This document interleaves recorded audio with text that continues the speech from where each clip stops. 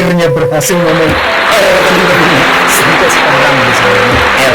Oke, assalamualaikum warahmatullahi wabarakatuh. Jumpa kembali dengan saya Santoso alias Agus Santosa, orang desa, orang kampung.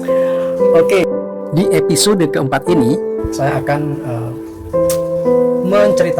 akan bercerita tentang bagaimana perjuangan saya seorang anak kelas 1 SD ya, masih anak-anak yang selalu diledekin karena nggak bisa ngomong R tuh nggak bisa ya, R nggak bisa.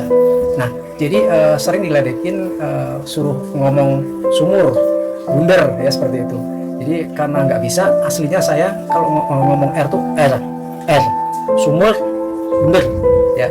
Jadi dari keluarga saya tuh memang termasuk kakak saya, terus adik saya itu memang nggak bisa ngomong R ya, jadi cadel bahasanya dikenal cadel. Nah, tapi yang namanya Agus Santosa ini emang pantang menyerah ya, jadi berusaha gimana caranya supaya bisa belajar R, belajar ngomong R. Nah, jadi ceritanya gini teman-teman, setiap bangun tidur, ini waktu itu masih kelas 1 SD ya, setiap bangun tidur, kalau dulu kan tempat tidurnya pakai ranjang yang pakai besi, itu tempat tidur pakai besi, terus ada bambunya seperti itu ya. Nah, saat tidurnya bareng tuh sama kakak, sama adik ya, perempuan tuh karena banyak kan memang perempuan ya.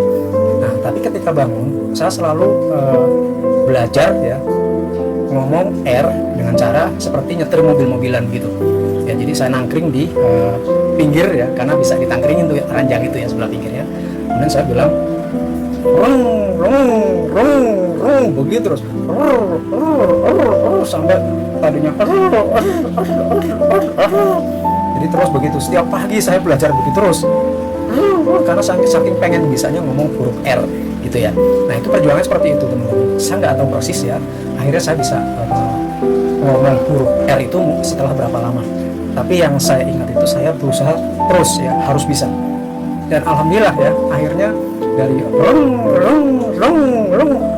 kayak mobil-mobilan tuh terus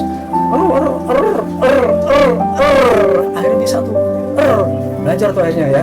Sumur, wah bisa. Bundar, bisa. Nah, semenjak itu akhirnya apa? Akhirnya saya bisa ngomong R. Tapi kalau kakak saya sampai sekarang masih cadel, termasuk adik saya ya yang paling kecil gitu, masih cadel sampai sekarang. Nah, tapi karena saya nggak nyerah ya, supaya nggak diledekin sama teman-teman gitu kan, akhirnya saya berjuang, berusaha keras, dan akhirnya berhasil ngomong R teman-teman sampai sekarang bisa ngomong R.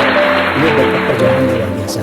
Ini apa artinya teman-teman ya? Jadi sekarang saya baru sadar bahwa apapun kalau kita sungguh-sungguh ya melakukannya, walaupun menurut orang lain nggak bisa, tapi kalau kita berusaha dengan sungguh-sungguh, belajar, latihan terus, lama-lama akhirnya bisa.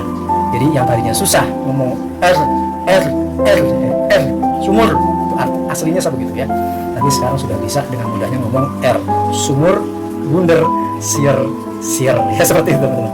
Oke, ini cerita bagian keempat ya, tentang bagaimana saya berusaha untuk supaya nggak diledekin sama teman-teman, karena kalau ngomong R itu selalu diledekin teman-teman ya.